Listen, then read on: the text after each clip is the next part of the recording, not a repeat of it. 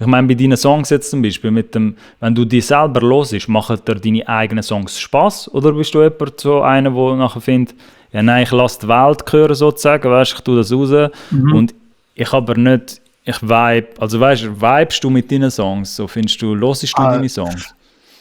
Na, was ist das für eine Frage? Also, ja, wenn die Streams würden mitzählen, die ich vorher in meinem OneDrive hatte, gell? Dann wäre jetzt Drake-Level. Aber siehst Halt. ich glaube eben nicht, vielleicht ist mir aus dem auch so die Neugierde gekommen. Ich weiß nicht, ob jeder das sagt, über seinen Katalog, Also, wo er ich hört. fände ich wirklich strange. Also, ich liebe es, meine eigene Musik vorher zu hören und halt so, wie ich mache irgendeine Skizze oder so und dann lasse ich es die ganze Zeit an, bla bla bla, wenn ich im Bett liege, wenn ich zur Arbeit fahre, wenn ich bei der Arbeit bin, bla bla bla.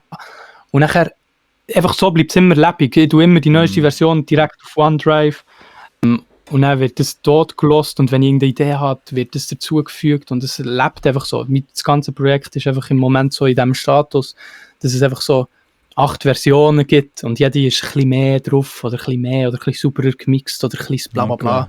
Okay, Und wenn man es lost oder wenn man dahinter geht, habe ich so wie einen anderen Film, mal, der Mix ist nicht nice, bla bla bla, ich tue das dort ein bisschen anpassen, dies, das.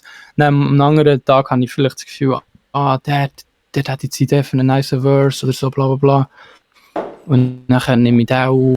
Einfach, es entwickelt sich so immer weiter, genau. Hast du dann aber auch noch einen inneren Kreis von Leuten, die die Songs testest, sozusagen, die ihnen schickst, oder machst du vieles von dem intuitiv selber, dass du weißt, am nächsten Tag oder irgendwann einmal, ey, das wird ich noch ändern dort, so?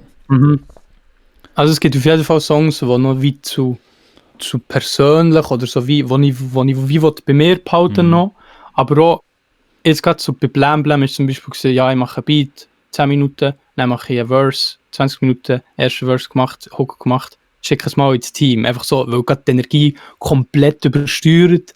Solche Sachen gibt es. Oder dann gibt es so solche Tage, wo ich mal irgendeinen Song mache, wo er wirklich tiefgründig ist oder irgendwie, wo ich irgendetwas verarbeite oder so. Das kommt dann nicht gerade in den Chat, weißt du, was ich meine? Aber dann schlussendlich das schon.